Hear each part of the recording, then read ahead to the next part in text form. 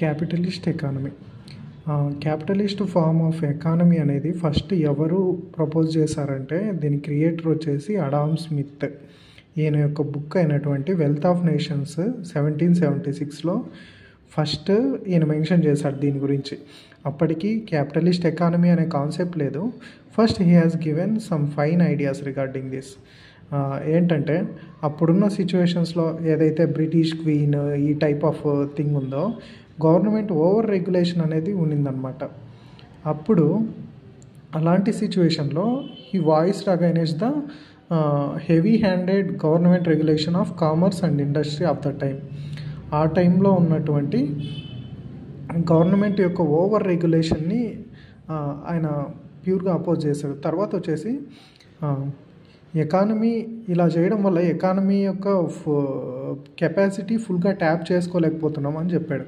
తర్వాత ఈయన division of labour గురించి స్ట్రెస్ చేశాడు.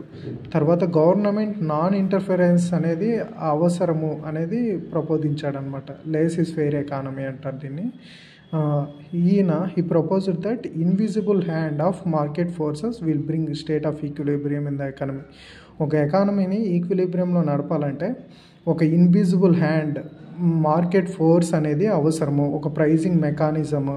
దీంట్లో స్టేట్ ఇంటర్ఫేర్ కాకూడదు, only market demand and supply బట్టే నడవాలని చెప్పి ఈయన చెప్పాడనమాట. He also acknowledge need of competition in the market. Competition అనేది అవసరము, మొనోపోలీ ఇట్లాంటివి ఉండకూడదు అని చెప్పి ఈయన ఫస్ట్ ప్రపోజ్ చేశాడు. ఎప్పుడైతే యుఎస్ఏకి ఇండిపెండెన్స్ వచ్చిన